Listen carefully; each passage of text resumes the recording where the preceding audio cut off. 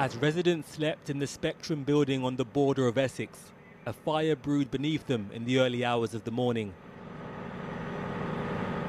This disaster in Dagenham has come at a great cost for those who left everything behind, like Caroline and her son Michael. Me and my mum were sleeping, and then suddenly our uncle came in.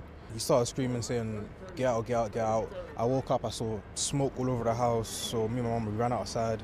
And the smoke is, the flakes of the smoke is coming out. Yeah. Very thick one. Yeah, and then we started hearing sirens, and then that's when all the fire trucks and the police came out. This building had been a converted office block, with flats being sold as a good buy-to-let opportunity for investors, despite the safety concerns for their renters. Just last year, the building had received a fire enforcement notice. It's very early to talk about how and why the fire extended in the way that it did. Fire investigation are on scene now, looking at the fire spread, looking at its severity and looking why it travelled in the way that it did.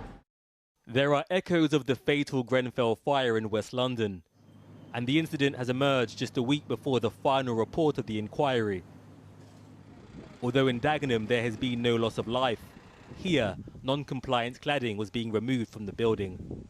In the early hours of the morning, this was declared a major incident, and over 100 residents here had to flee for their lives. For those who lived in the centre of the building, all of their possessions have now gone up in flames, and everybody here will be homeless tonight. The local leisure centre is where some residents may be sleeping. Some nappies and some like baby snack bars. Even before the fire, housing had been hard to find. It is extremely difficult. You know, I've had to move from central London to Dagenham, you know, just to find something barely reasonable price. Even then, the rent is extraordinarily high. Mohammed's wife is 6 months pregnant. The now destroyed two-bed the bus driver rented was £1,600 a month. This is a convergence of two crises: the cost of rent and the safety of housing. These residents at the sharp end of a market driven by investors now wait to learn where they'll be living next and just what caused the fire to spread. Firefighters without partners have been working arduously through the night to bring this fire under control, and I can confirm we have now stood down the major incident.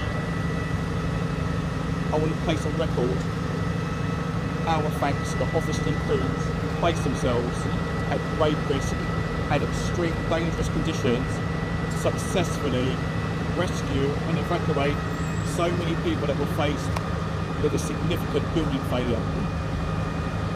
An extensive search and rescue operation took place following a simultaneous evacuation of the building, and I'm pleased to announce that everybody's been accounted for.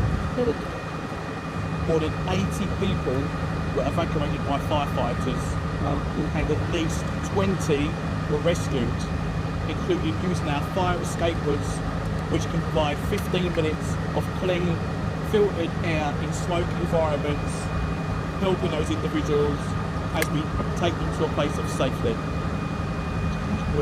4 people were treated on the scene by the London ambulance crew, with 2 taken to hospital.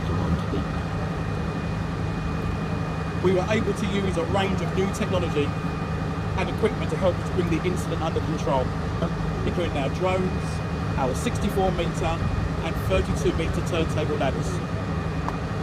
This assisted our incident command team with delivering our operational tactics. We will now begin a full investigation into the fire and its